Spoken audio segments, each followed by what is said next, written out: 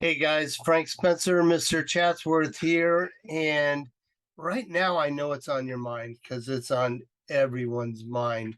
Is Chatsworth and Southern California in general seeing a bubble market?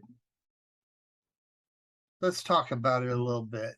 The big question, or the bigger question, is how do you know when a real estate market is either in a shift or nearing one? Let's take a look at some of the metrics that would give us the answer to that question.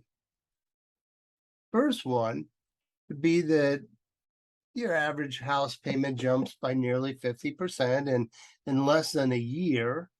That coupled with rising home prices during the same timeline. And the end result is that buyers, even if they wanted to buy,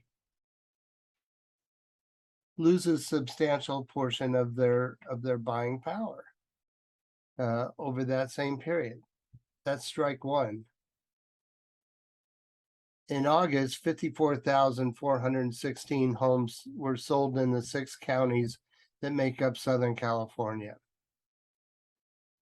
That's the lowest number of home sales in 35 years, even lower than the number of homes sold during the bubble years of 2007, 2008, 2009,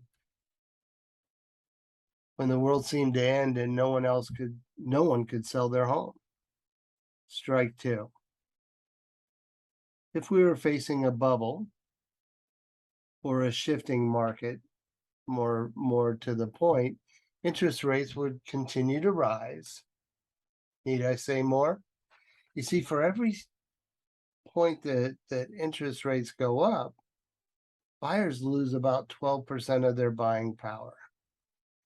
This past week, we saw the Fed raise interest rates by 6/10 of a point, 6 percentage points. 6/10 of a percentage point, and the buyers lost 9% of their buying power. And the Fed has indicated that they're going to continue to raise rates. Strike three. So suffice to say that, yeah, we're entering in, or probably are in, a shifted market. Number of home sales are way down, interest rates are way up. The buying power of the typical buyer out there is way down. But the bigger question is it a bubble? And does that bubble rival what we saw in 2006? The short answer, from my perspective, would have to be no. There's a big difference in the two markets. One which will make this shift in market different from those that we've seen in the past. And that is that in 2006, 2007, somewhere around 90% of the homes uh, were underwater. Typically, that means that they owed more money than they could sell the house for.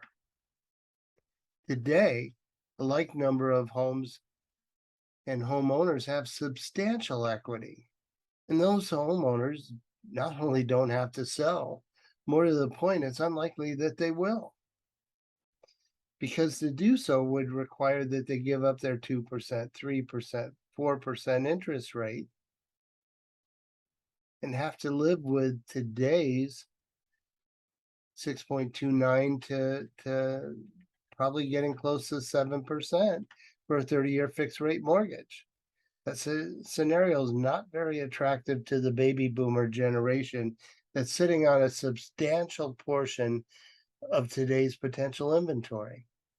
The net result is that we now have even fewer homes on the market than we experienced in the great run up in home values, and those inventories were historically low already.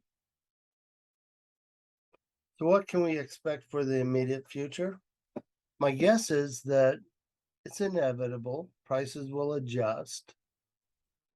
Sellers will need to be more flexible in the terms of sale and possibly consider seller financing option in order to make transactions work. In short, the market will find its equilibrium and slowly begin to chug forward, but not until we start to feel the inevitability of a new normal. Until then, there'll be homes sold and bought, as there is in every market. For the short term, that may be the exception and not the rule, but be patient.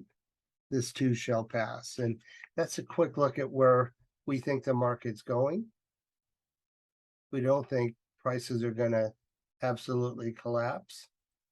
The law of supply and demand is going to keep prices relatively stable, but there will be some pain on both sides. Buyers are going to pay higher interest, sellers are going to sell for less.